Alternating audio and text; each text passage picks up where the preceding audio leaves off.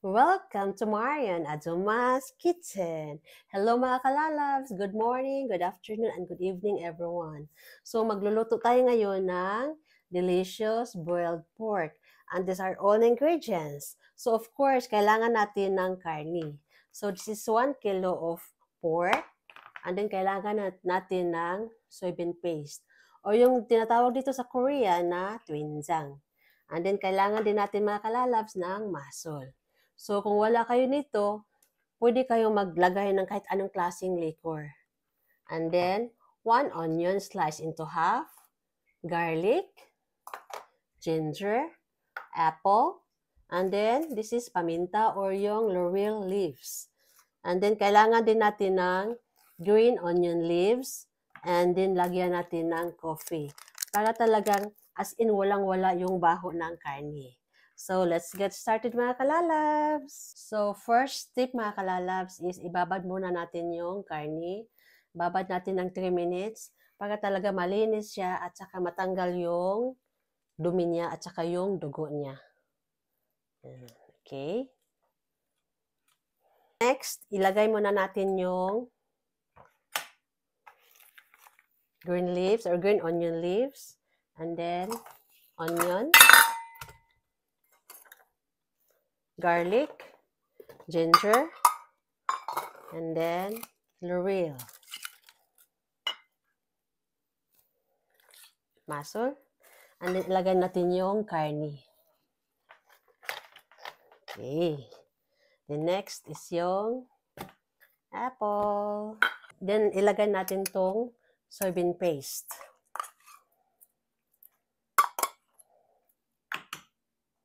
And then, coffee.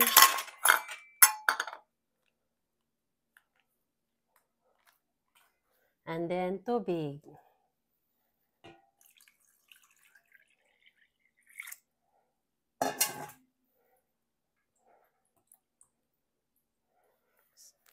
So, ganito yung mga kalalabs. Ayan. So, i-boil din natin. So, i-boil natin ito for about 1 hour. So, ganito na siya. And then, let's see after 1 hour. Okay. So, after 1 hour, ito na siya after 1 hour. And then, I will check kung luto na ba siya. Let's check kung luto ba talaga siya. Yung sa ilalim.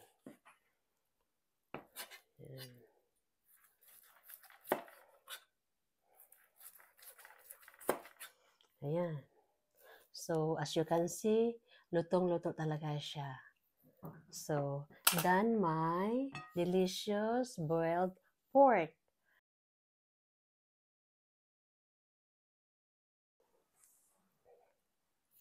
So, tikman natin kung masarap ba talaga siya. So, maglagay tayo dito ng karne sa cabbage. Ayan.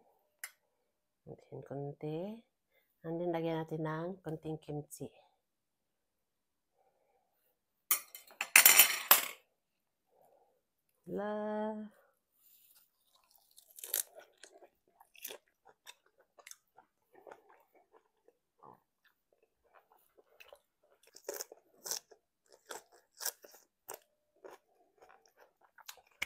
At ang sarap talaga.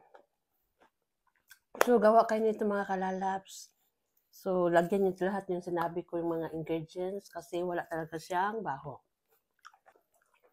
Pag kimjang dito sa Korea, mayroon talagang ganito suyok. O yung boiled pork. Ayun ang partner ng kimjang.